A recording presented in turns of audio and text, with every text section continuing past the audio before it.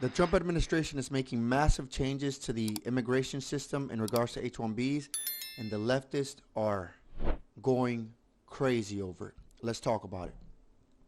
So, USCIS recently put out a tweet a few days ago, actually May 22nd, that says USCIS is applying long-standing law and prior court decisions to require certain aliens with temporary visas who decide they want to permanently reside in the U.S. to return to their home countries to apply for permanent visas through the State Department. We're returning to the original intent of the law to ensure aliens navigate our nation's immigration system properly. Here's what you should know. And then there's a link to it, and we're going to read what says right here. I'm going to put it up on the screen. We're returning to the original intent of the law to ensure aliens navigate our nation's immigration system properly. From now on, an alien who is in the United States temporarily and wants a green card must return to their home country to apply, except in extraordinary circumstances.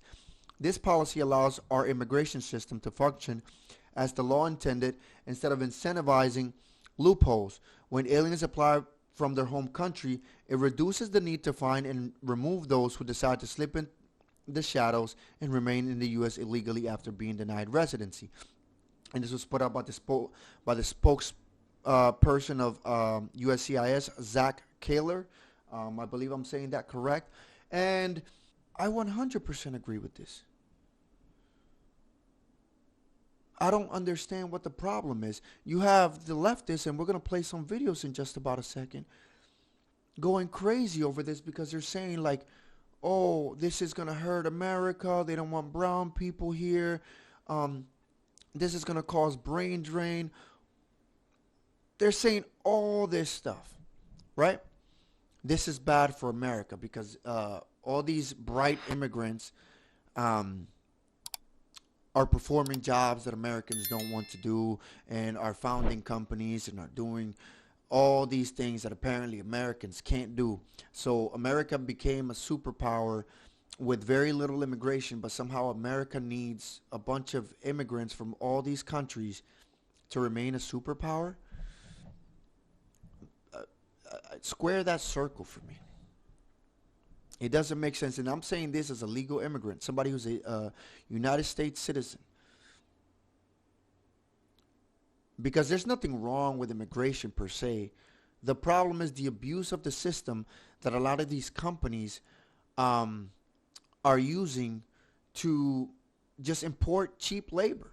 Using the H-1B system to literally just import a bunch of cheap labor at the expense of American workers, at the expense of American citizens. And Indians have abused that system for far too long, and this is the pushback. And it's mainly Indians that they're saying this targets, but that's correct. But of course, you have the people out there saying, "Oh, it's racism. It's racism. They don't want browns."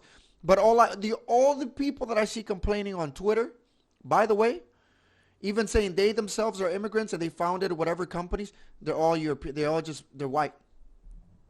They're white. And nowhere does it say there that it's race specific or color specific. You don't want brown people, so other white people don't come to this country to study? Because I'm pretty sure they do. Wait till you hear this shit. The Trump administration just radically changed the green card process, making it so much harder to get a green card. Because now, if you want to apply for a green card in the United States, you have to leave the United States to do it. Before, you can come to the United States, begin the green card application, stay in the United States while it's pending. That's going to change. The Trump administration now says most people who apply for a green card actually have to go back to the country of origin, essentially where they're coming from, and they're going to have to apply for an American visa through the American consulate in their home country. It's going to impact students, tourists, so many people. And get this, there's currently a travel ban in place for 39 countries. So how are they going to come back into the United States of America? I don't know. For others, they're going to have to go back to countries where they may have faced persecution or countries where there are ongoing civil wars. Policy takes effect. It's likely going to be challenged in court. We'll see what happens. I'll have more updates for you soon. Spread the word. Follow along, stay up to date on all the news you need to know about. Okay. They had to apply for their tourist visa in their country, right? You heard what he said? Tourists. Oh, well, will somebody think of the tourists? Tourists. Students. Where did they have to apply for their student visa to come to the United States? From their country, right? So why is it a bad thing for them to have to return and apply for a a green card or residency to the United States from their home country? Hey guys, Gil here. If you're enjoying the video so far, consider liking the video and subscribing to the channel. And if you want to support my work, I have links in the description box below. Now, let's get back to the video. And if they're being persecuted in their country, I fail to see how that is the United States' fault. That their country is a shithole. And that they're being persecuted in it. Because never do we hold accountable the governments that are doing the persecution. We hold accountable the country that says that we're not going to take you. We're not just going to take you because you're making a claim. Because why don't we hold all these countries that are persecuting all these people accountable? Why don't we say that government's bad? Instead, you say the United States is bad because they're sending them back there. No, blame their governments. This is what happens. Again, this is what happens when you abuse the immigration system for far too long, and there begins to be backlash to there being immigrants in the United States. And again, I'm saying this as an immigrant. You know how painful and sad this is? But at the end of the day, it is the correct thing to do. And the thing is that a lot of these people come from countries, they don't want to assimilate to United States culture. They will never consider themselves American, even if they become citizens. They hate the country oftentimes. Some of them get into government and they say that their home country comes before the country that they're serving in.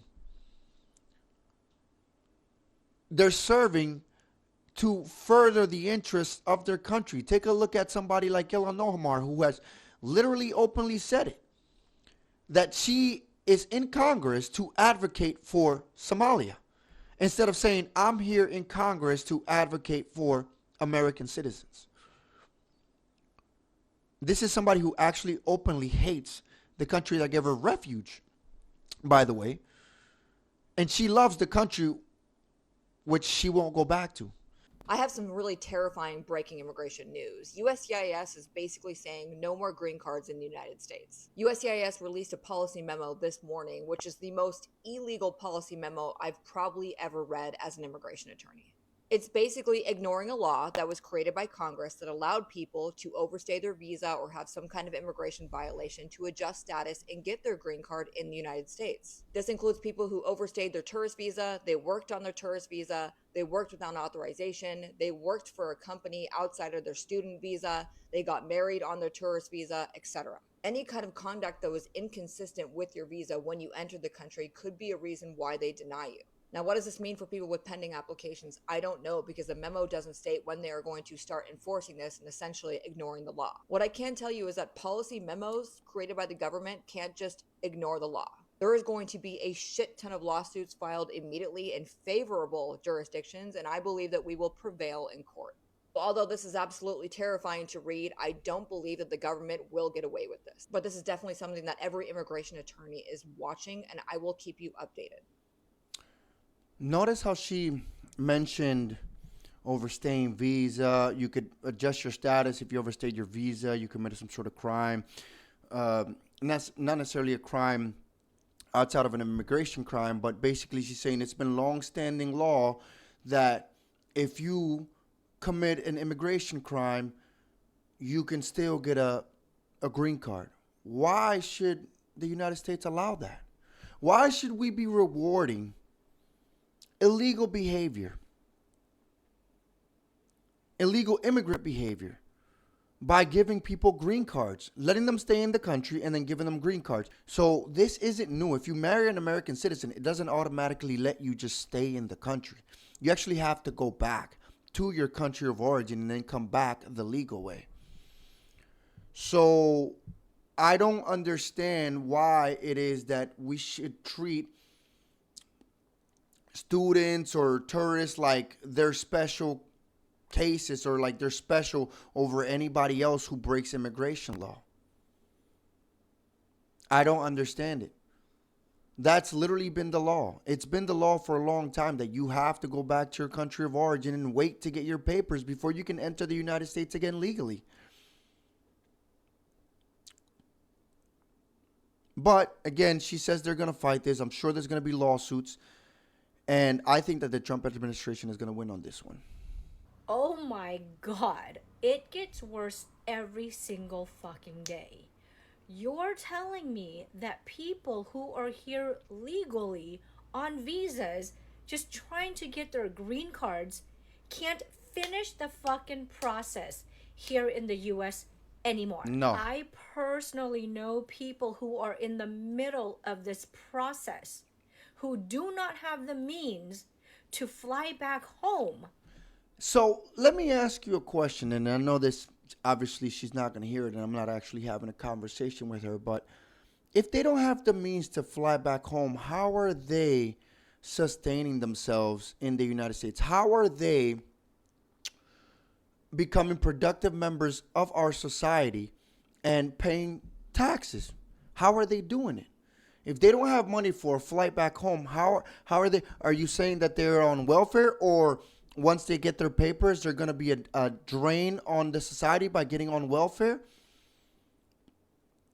It's just food for thought. They can't get a flight, so if they can't get a flight, they don't have a means to fly back home. How are they sustaining themselves in the United States? To pay all the legal fees all over again. They are forcing hard-working immigrants back home. They are preventing people who look like me or have my skin color from staying. The policy states that they will make exceptions for extraordinary circumstances. But what the fuck are those circumstances? Their priority isn't removing the criminals, the rapists, the murderers, the gang members, the patients of mental institutes. These are hard-working, temporary visa holders. Right. You said the key word, temporary. They're temporary visa holder. And it is on the State Department to decide whether they're going to give papers to anybody, to a specific person or not. It is within the State Department's purview to grant green cards or visas to these people.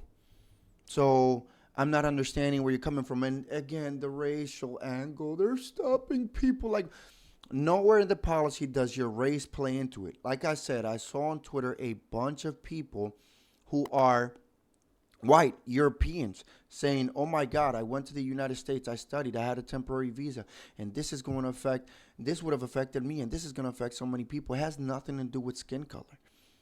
It has everything to do with our immigration system being abused for decades, and now somebody's trying to fix that problem.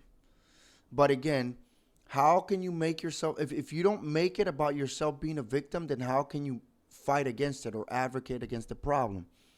This is the problem with these people, that they feel like they're personally being attacked, even if they're not. Again, you're advocating for people who don't even want to be American, who just want to live off the American taxpayer. And if they do become productive members of the society, they still don't consider themselves American. They're just here for the opportunities, but they hate this country. Again, like I mentioned, Ilhan Omar is a perfect case of this. Mahmoud Khalil, which was another student that was, I forget the university, but was out there doing anti-American shit. And then he cried when they were thinking about revoking his student visa because he openly hates this country. He came from the UK. Again, these people do not want to assimilate. I would have no problem if these people wanted to come to America and say America comes first before all, and I'm going to assimilate it into the American culture. Not, I'm going to bring my culture, now you have to abide by my culture's rules. Now you have to respect me and my culture. Now we're going to do things my way. Well, you came here because your country's a shithole, and the way it's done over there obviously doesn't work, so I'm not understanding why you're coming over here to try and turn this country more like yours. But those are just my thought, guys. I want to know what you guys think in the comment section down below. If you like the video, hit the like button, subscribe to the channel, and share this video with your friends. And if you like what I do and you want to support my work, I have links in the description box below. You can buy me a coffee or send me a Cash App. I'll see you guys in the next video. Peace.